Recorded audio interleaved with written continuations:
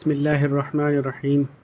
السلام علیکم دوستو، آج ہم ایک بادشاہ کا دلچسپ واقعہ ذکر کریں گے۔ ایک بادشاہ کا واقعہ لکھا ہے کہ اسے شکار کھیلنے کا شوق تھا۔ بادشاہ کا ایک دوست تھا، وہ جب بھی شکار پر جاتا اپنے دوست کو ساتھ لے جاتا۔ ایک مرتبہ وہ شکار پر گیا تو اس کا دوست بھی ساتھ تھا۔ جب وہ شکار کرنے لگا تو اس نے دوست سے کہا کہ بندوق پکڑاؤ۔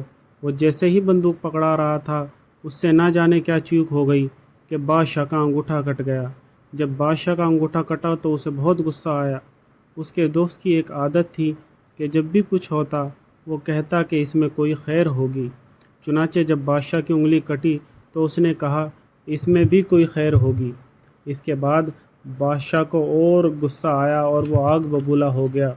اس نے اپنے دوست کو جیل میں ڈلوا دیا اور اسے سزا دلائی۔ کچھ دن بیتے تو بادشاہ کا زخم ٹھیک ہو گیا۔ بادشاہ کو پھر سے شکار پہ جانے کا شوق لگا۔ وہ اپنا گھوڑا لے کر شکار پر نکل گیا۔ اسے جنگل میں ایک ہرن دکھائی دیا تو وہ اس کی طرف گھوڑا دوڑانے لگا۔ وہ ہرن جان بچا کے بھاگا تو بادشاہ اس کے پیچھے دوڑتا ہوا بہت دور نکل گیا۔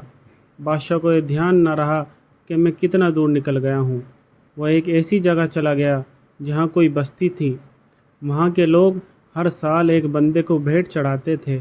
بستی والے سوچ رہے تھے کہ بستی کا کوئی بندہ قتل نہ کرنا پڑے، کوئی باہر کا بندہ مل جائے۔ جب بادشاہ وہاں پہنچا تو وہ ان کے ہتھے چڑھ گیا۔ اس نے کہا میں بادشاہ ہوں۔ انہوں نے کہا تم جو بھی ہو ہمیں تو بھیٹ دینی ہے۔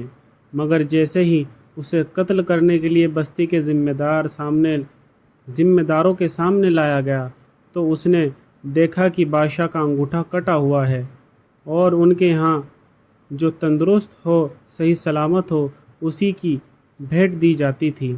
وہ کہنے لگا اس کی بھیٹ نہیں دی جا سکتی، اس کا تو انگوٹھا کٹا ہوا ہے، کوئی دوسرا آدمی تلاش کرو۔ یہ کہہ کر اسے چھوڑ دیا۔